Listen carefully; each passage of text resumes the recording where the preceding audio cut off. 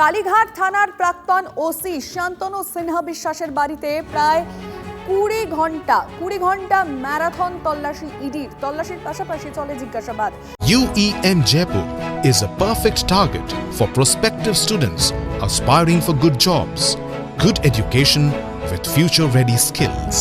সোনাপাপ্পুর বিরুদ্ধে প্রমোটিং তোলাবাজির মামলায় ইডির নজরে শান্তনু সিনহা বিশ্বাস। বর্তমানে কলকাতা পুলিশের ডিসি পদে থাকা শান্তনুর দুটি ঠিকানায় গতকাল ভোরে হানা দিয়েছিল কেন্দ্রীয় এজেন্সি। ফর্ন রোডে শান্তনুর ফ্ল্যাট ও ভাড়া দেওয়া বাড়িতে তল্লাশি চালান ইডি আধিকারিকরা। আর ওই বাড়িতে রয়েছে উৎকর্ষ বাংলা কেন্দ্রের সেন্টার। এর আগে কয়লা কেলেঙ্কারির তদন্তে শান্তনুকে তলব করেছে ইডি। তলবকে চ্যালেঞ্জ করে হাইকোর্টের দ্বারস্থ হয়েছিলেন শান্তনু।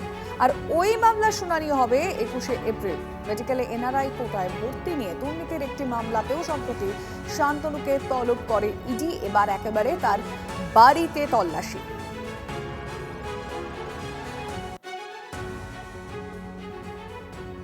দু মাস হয়ে গিয়েছে, এখনো অধরা সোনাপাপ্পু। গ্রেফতার ঘনিষ্ঠ ব্যবসায়ী, জমি দুর্নীতি থেকে তোলাবাজি, একাধিক মামলায় ইডির জালে সান গ্রুপের ম্যানেজিং ডিরেক্টর জয় কামদার। গ্রেফতারের পরই অসুস্থ বোধ জয় কামদারের। ইডি সূত্রে জানা গেছে, গ্রেফতারির পর ব্যাংশাল কোর্টে পেশের আগে বিধাননগর হাসপাতালে তার মেডিকেল টেস্ট হয়। আর এরপর ব্যাংশাল কোর্টের উদ্দেশ্যে রওনা দেওয়ার পর অসুস্থ বোধ করায় জয় কামদারকে আরজিকর মেডিকেল কলেজে ভর্তি করা হয়েছে। সুস্থ না হওয়া পর্যন্ত জয়কে জেল হেফাজতে হাসপাতালে রাখার অনুমতি আদালতের। ইডি নজরদারির জন্য নিরাপত্তার ব্যবস্থা করতে পারবে। আজ অভিযুক্তকে সশরীরে পেশ করতে হবে, না হলে চিকিৎসা সংক্রান্ত নথি পেশ করতে হবে, নির্দেশ আদালতের। জুডিশিয়াল কাস্টাডির জন্য প্রেয়ার করেছিলাম, যেটা অ্যালাউ হয়েছে। কালকে আবার আরজিকার থেকে একটা মেডিকেল রিপোর্ট আনতে বলা হয়েছে যে উনি সুস্থ না নয়। আসলে ওনাকে আমরা কাস্টাডিতে নিতে চাইছিলাম, তখন কিন্তু উনি অসুস্থ হয়ে যান। তার জন্য উনি এখন আরজিকার হসপিটালে আছেন। আমরা চেয়েছিলাম যে জুডিশিয়াল কাস্টাডি এবং আমাদের মানে দেখাশোনা থাকা, আমাদের কাস্টাডি জুডিশিয়াল কাস্টাডি, কিন্তু আমাদের লোকজন ওইখানে থাকবে, সিআরপিএফ থাকবে।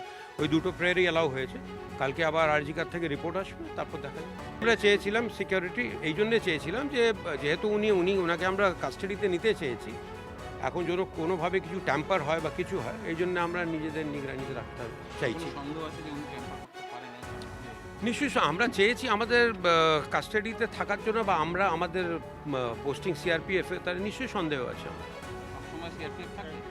বলেছেন তো, আমরা ওনাকে কোনোভাবে ডিস্টার্ব না করতে বলা হয়েছে, যেহেতু উনি অসুস্থ, কিন্তু বাইরে থাকবো আর আমরা মানে দেখতে থাকবো, স্ট্রিক্ট ভিজিলেন্স রাখবো।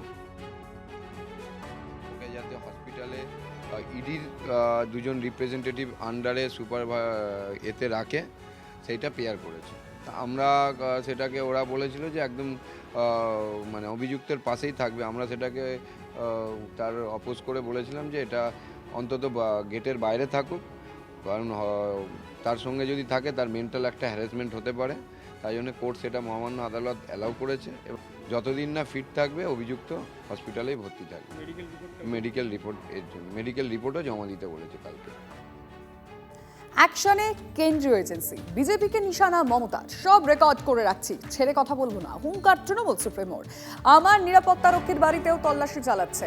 আপনারা কি আমাকে খুন করতে চান? সিপিএম আমলেও আমাকে খুন করার অনেক চেষ্টা হয়েছে। ভোটের সময় কেন এত তল্লাশি? প্রশ্ন তুলে বিজেপিকে নিশানা মমতা বন্দ্যোপাধ্যায়। বাংলার মানুষ লড়তে জানে। আমার যে ইনকাম ট্যাক্স করে তার বাড়িও ইডি রেড করেছে। আমাদের প্রার্থী দেবাশিস কুমার, তাকে 16 ঘন্টা আটকে রেখেছে, ক্যাম্পেইন করতে দেওয়া হয়নি। প্রত্যেকটা কেস হবে, জেনে রাখুন। ছেড়ে কথা বলার লোক আমরা নই, আমরা রেকর্ড করে রাখছি। তারপর আমার যে সিকিউরিটি দেখে তার বাড়িও সকাল থেকে রেড করছেন। তার মানে আপনারা কি আমায় খুন করতে চান না হত্যা করতে চান? আমাকে খুন করলে যদি আপনারা বাংলা পান, চেষ্টা করে দেখুন না। সিপিএম আমলেও অনেকবার খুন করার চেষ্টা করা হয়েছে, আর সেই সিপিএমই তো আপনার এখন দোসর হয়ে গেছে। ইশারাই কাফি, একটু নাড়ু করে পাঠাবো। যারা বিজেপি পক্ষ, তৃণমূলের বাড়ি রেড হবে, বিজেপির কেন হবে না? সবচেয়ে देखिए, ममता बनर्जी इलेक्शन जीतने के लिए बहुत ऐसे हथकंडे अपनाती है। कौन सा सिक्योरिटी, कौन सा ऑफिसर है एक बार जानकारी लीजिए तो क्यों इतने दिनों तक कालीघाट में एक ही थाना के अंदर ओसी रहा और हमेशा प्रमोशन मिलता गया है इसको, लेकिन उस ममता बनर्जी के आने के बाद से उस एरिया से, कलकत्ता से कभी बाहर नहीं गए, दूर नहीं गए, एक ही थाना आजू बाजू घूमते रहे। क्यों ऐसा होता है? इसमें स्पेशल क्वालिटी क्या है? अजीत डोभाल है क्या, इसलिए इनको रखा गया? ममता बनर्जी का सारा इलीगल काम इस ए व्यक्ति देखता है, इसीलिए ऐसा किया है।